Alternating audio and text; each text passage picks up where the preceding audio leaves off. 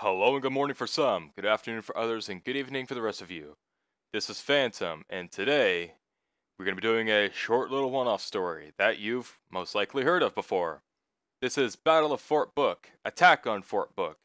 I guess Attack on Fort Book is like the chapter, or whatever. This is by Pinkamena Pie Princess. And we'll be knocking this one out. No further ones we love today. We'll probably be doing that Wednesday, maybe. In any case, let's get into it. This is the Battle of Fort Book, Attack on Fort Book. Private Cadence seemed not to hear the orders that Captain Smartypants had given her. Of course, this wasn't unusual. Private Cadence was a great soldier, but for some reason I had to translate all the orders the captain gave her. Private, did you not hear Captain Smartypants' orders? Cadence giggled. I glared. A private was not supposed to giggle at her superiors. I read that in a book I read about military rankings. And a general, which is what I was the highest rank ever. A private was on the very bottom. No, General Twilight, ma'am. I don't speak her language. Cadence replied. I glared until she remembered to salute, which is what you're supposed to do to a general. She seemed confused by my glare for a few minutes until she remembered protocol and saluted. She said to guard the east end of the fort, I ordered. I was very good at ordering. I was a general, after all. Ma'am, yes, ma'am. Private Cadence replied with a silly grin on her face, and saluted again. And no smiling. Captain Shining Armor will be attacking the fort any minute now, and we must be prepared. Army people don't smile. Ma'am, yes, ma'am, Cadence said again, this time struggling to keep a straight face. I don't know what she thought was so funny. Fort Book was the most stunning fort in all of Twilightopia, the glorious land that we were defending from the evil Emperor Shining Armor, who is also my big brother, but that's not important. Fort Book was big. It was at least 100 feet tall and 100 feet wide. It was made to look like it was made out of books, but it was actually made out of rocks so the evil invaders wouldn't get in. It had another rock wall protecting it, and a moat, because moats are cool. And it was the most beautiful fort in all the world. Though right now it was raining, so the fort wasn't as comfortable as it is when it isn't raining. When it wasn't raining, it was sunny and the sun made the rocks look like gemstones. They sparkled so much. Now, about my big brother.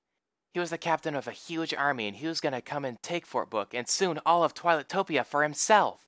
He was evil and greedy and it was my job to defend Fort Book against his forces. He was an army captain from the land of Armor, which was right next to Twilightopia, and was always trying to take part of our country for itself, which is apparently what countries who aren't friends, or allies as my book calls them, try to do. He does it a lot, which is why Fort Book has to be the best possible fort ever, so he and his allies can't get in. Captain Smartypants tapped me on the shoulder, snapping me out of thinking about my big brother. General, I think there might be them heading over the hills right now, my quiet captain told me. In fact, I think it is them. They're heading right for us. We have to be 100% prepared. Get your men to the west wall and defend that side. I'm going to the east wall, I ordered Smartypants. She saluted and didn't laugh. Wait, she? Fuck it. She saluted and didn't laugh, which is why she is a captain and Cadence is still a private. All soldiers to their battle stations, I ordered, which I am very good at, of course. We have the enemy upon us. Captain Smartypants saluted again as she took her position and began ordering her men around. I went to where Private Cadence was standing and cleared my throat to get her attention. Captain Smartypants spotted Captain Armor, and we must be prepared. Load the cannons, I ordered. She obeyed, though I saw a smile, which of course was not allowed. No smiling, I said. Cadence saluted and forced herself into a straight face. Sometimes I don't know how you got out of boot camp with all that smiling you do.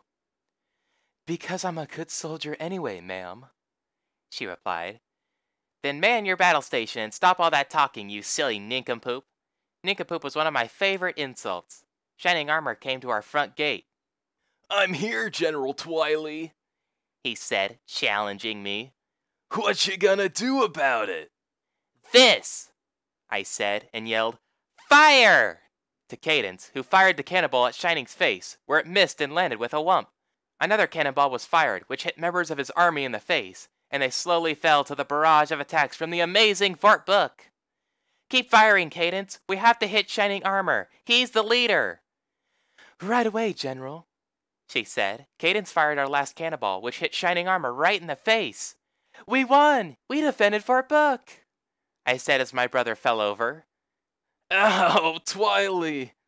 My big brother, who wasn't really evil, he was really the best big brother in the whole world, said. For a pillow, that hurt. I giggled. The real fort book was just kind of a pile of books with a sheet over it and pillows surrounding it as a wall. It was still the best fort ever.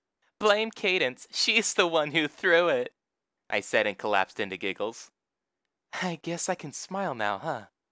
Said Cadence, the best full sitter ever. I got you good there, Shining. Shining smiled that weird smile he always does around Cadence. I don't know what it does, but I think it's one of those almost grown-up things that happen sometimes. Yeah, you did, he said and smirked, then broke into hysterics like me, and then so did Cadence, and even though it was rainy and yucky day in Canterlot, it was a super fun day in our books. Even Smarty Pants giggled a little, and she's normally pretty quiet. And that was Attack on Fort Book. Attack on Fort Book. Or, what was it called? Exactly.